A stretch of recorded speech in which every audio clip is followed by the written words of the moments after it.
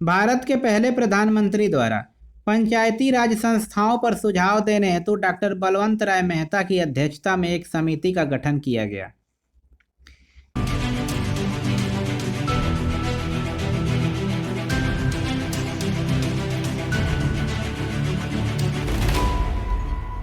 नमस्कार, exams questions के PYQ video series में आपका स्वागत है। आज के वीडियो में उत्तर प्रदेश PCS के 1996 के प्रीलिम एग्जाम में पूछे गए इंडियन पॉलिटी के प्रश्नों को विस्तार से समझेंगे। चलिए शुरू करते हैं। क्वेश्चन नंबर 1, जिस समिति की संस्तुति यानी सिफारिश पर देश में पंचायती राज को लागू किया गया उसके अध्यक्ष थे। पहला अशोक मेहता, दूसरा बलवंत राय मेहता, तीसरा चिमन भाई मेहता, चौथा जीवराज मेहता। जिसका सही जवाब है दूसरा, बलवंत राय मेहता।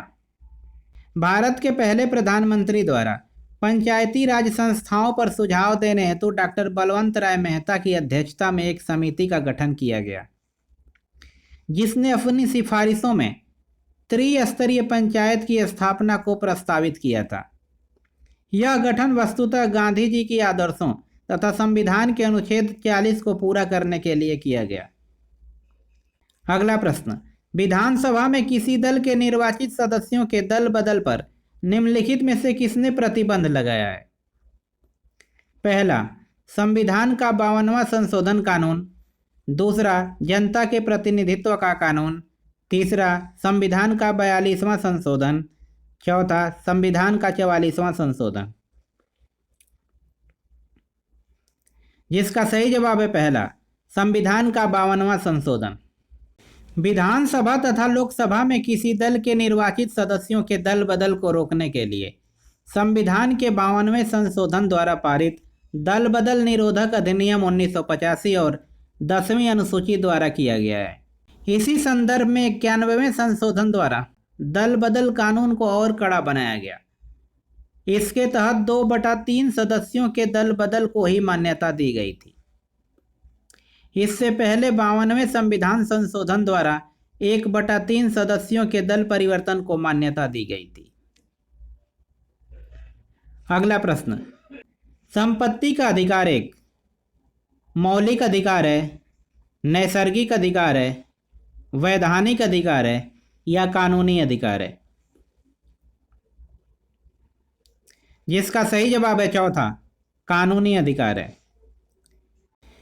मूल संविधान में संपत्ति का अधिकार एक मौलिक अधिकार था, यानी फंडामेंटल राइट था, जिसे 1978 में जनता पार्टी द्वारा 44वें संविधान संशोधन द्वारा इस श्रेणी से निकाल दिया गया।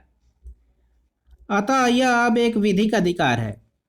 वर्तमान में भारतीय संविधान के भाग 12 अध्याय 4 अनुच्छेद 300 क के तहत एक संवैधानिक अधिकार है।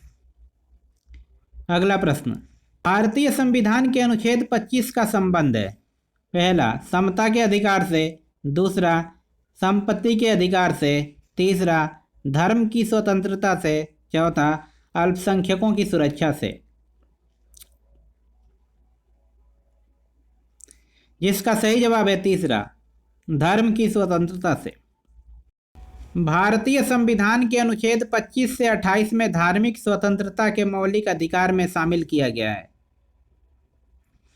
तथा अनुच्छेद 25 में यह प्रावधान किया गया है कि कोई भी व्यक्ति को अपने धर्म में विश्वास रखने तथा उसे प्रचारित करने की पूर्ण आज़ादी होगी।